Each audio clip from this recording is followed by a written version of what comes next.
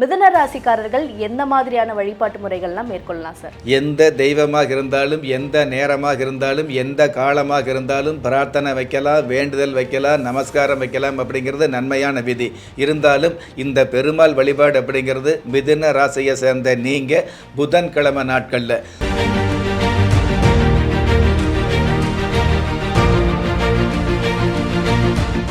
ராஜயோகம் டிவி நேயர்கள் அனைவருக்கும் வணக்கம். நான் சுகன்யா நிகழ்ச்சியில் இணைகிறது.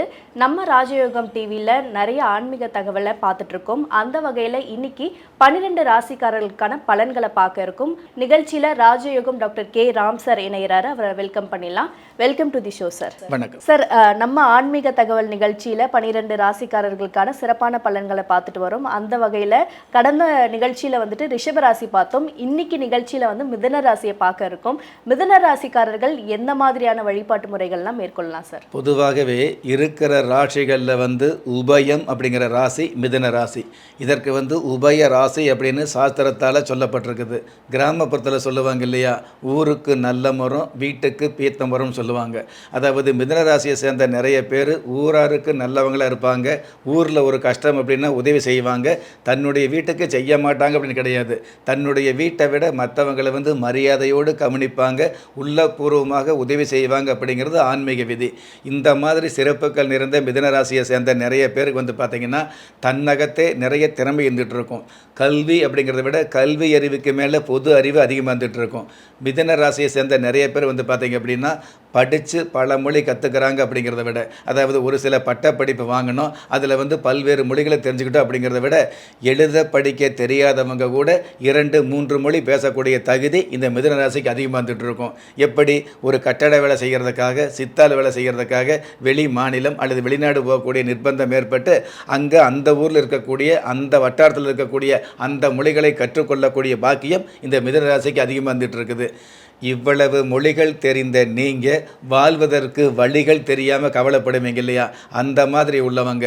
பொதுவாகவே மிதுன ராசியை சேர்ந்த நீங்கள் எல்லோருமே பெருமாள் வழிபாடு அப்படிங்கிறது நம்ம நிகழ்ச்சியில் நிறைய முறை சொல்லியிருக்கிறோம். அந்த மாதிரி பெருமாள் வழிபாடு அப்படிங்கிறது வந்து குறிப்பிட்ட நாட்களில் எந்த தெய்வமாக இருந்தாலும், எந்த நேரமாக இருந்தாலும், எந்த காலமாக இருந்தாலும் பிரார்த்தனை வைக்கலாம், வேண்டுதல் வைக்கலாம், நமஸ்காரம் வைக்கலாம் அப்படிங்கிறது நன்மையான விதி.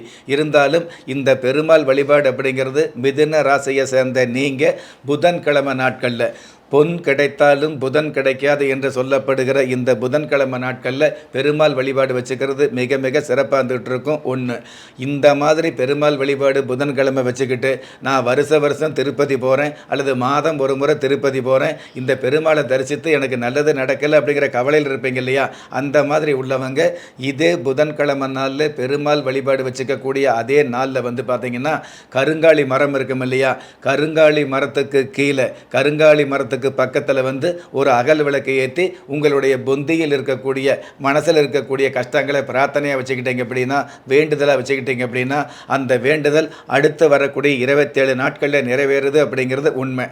கருங்காலி மரம் கிடைக்கல, என்னுடைய நாடு வெளிநாட்டில் இருந்துகிட்டு இருக்கிறேன், இந்த மாதிரி கருங்காலி மரம் இல்லாதவங்களுக்கு என்ன வழி அப்படிங்கிற கேள்வி இருந்துன்னு வைங்களே, இந்த கருங்காலி கட்டை இருக்கும் இல்லையா, அந்த கருங்காலி கட்டையை வாங்கி அந்த கட்டையை வந்து பூஜை ரூமில் வச்சுட்டு அந்த கட்டைக்கு பக்கத்தில் ஒரு அகல் விளக்கு இருக்கிற விளக்குகளேயே சிறந்த விளக்கு அப்படிங்கிறது அகல் விளக்கு என்று சொல்லக்கூடிய மண் விளக்கு.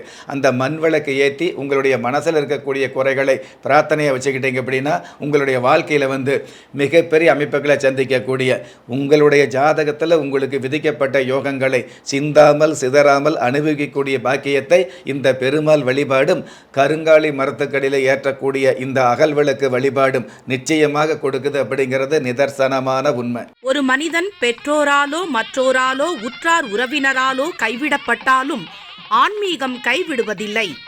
ஆம், நல்லவர்களையும் நியாயமானவர்களையும் குலதெய்வம் கைவிடுவதில்லை. ராஜயோகம் டாக்டர் கே ராம் அவர்களின் 35 வருட ஆன்மீக ஆராய்ச்சியில் தெய்வ பிரசன்ன சாஸ்திரப்படி உருவாக்கப்பட்ட குலதெய்வ விருட்சம், 30 முக்கோடி தேவர்களின் மூல மந்திரங்களால் பூஜிக்கப்பட்ட குலதெய்வ விருட்சம், இழந்த செல்வம், இழந்த கௌரவம், கலைந்த குடும்பம், தொலைந்த நிம்மதி திரும்ப கிடைக்க வாங்கி பயனடைவீர். குலதெய்வ விருட்சம் கிள்ளி கிடைக்கக்கூடிய யோகங்களை அள்ளிக் கொடுக்கக்கூடிய ஆன்மீக அற்புதம் குலதெய்வ விருட்சம். ஒவ்வொரு இல்லத்திலும் இருக்க வேண்டிய ஆன்மீக பொக்கிஷம் குலதெய்வ விருட்சம். யோகங்களில் சிறந்த ராஜயோகம் தருவது குலதெய்வ விருட்சம். திக்கற்ற யாவரும் ஒப்பற்ற பயன்பெற வாங்கி பயனடைவீர். குலதெய்வ விருட்சம். குலதெய்வ விருட்சம் குடும்பமே சுபிட்சம். சார், நம்ம குலதெய்வ விருட்சம் பார்க்கறதுக்கு ரொம்ப தெய்வீகமா இருக்குன்னு லட்சணமா இருக்கு அப்படின்னு சொல்லிட்டு நம்ம நேர்கள் சொல்லியிருந்தாங்க. சில கேள்விகளும் கேட்டிருக்காங்க சார். என்னன்னா, எந்த உலோகத்தால இது செய்யப்பட்டது அப்படிங்கிற மாதிரிலாம் கேட்டிருக்காங்க. அதுக்கு விளக்கம். பொதுவாகவே மனுஷாலுடைய வாழ்க்கையில் அச்சமில்லாத வாழ்க்கை அமையணும் அப்படின்னா அதற்கு ஒச்சமில்லாத ஒரு பொருள் வேணும். அந்த பொருள் தான் இந்த குலதெய்வ விருட்சம் அப்படிங்கிறது. கோயில் சிலையில் எப்படி பார்த்திங்கன்னா, சுவாமி சிலையில் எந்த ஒரு குறையும் இல்லாமல் சிலை வடிக்கிறாங்களோ அதே மாதிரி எந்த ஒரு குறைகளும் இல்லாமல் அதே பட்சத்தில் அதிகபட்ச நிறைகளோடு வடிவமைக்கப்பட்ட உருவாக்கப்பட்ட தெய்வ பிரசன்ன சாஸ்திரப்படி உருவாக்கப்பட்ட ஒரு அம்சம்தான் இந்த குலதெய்வ விருட்சம். இந்த குலதெய்வ விருட்சம் சம்பந்தப்பட்ட வகையில் பார்த்தீங்கன்னா, இந்த உலகத்தில் எவ்வளவு உலோகங்கள் இருந்துகிட்டு இருந்தால் கூட பொதுவாகவே சுவாமி சிலைக்கு பார்த்தீங்கன்னா கருங்கல் சிலை அப்படிங்கிறதுக்கு மிகப்பெரிய அமைப்பு, மிகப்பெரிய சக்தி இருக்குது அப்படிங்கிறது உண்மையான விஷயம். அதே மாதிரி ஒரு சில கோயிலில் பார்த்தீங்கன்னா காலம் கலிகாலமாக இருக்கிறதுனால கருங்கல்லுக்கு பதிலாக அவசரமாக கும்பாபிஷேகம் பண்ணுவதற்காக அல்லது ஒரு கோயிலை நிர்வகிக்கிறதுக்காக மாவு கல்லில் சிலை பண்ணக்கூடிய அமைப்பு வந்துட்டு இருக்குது.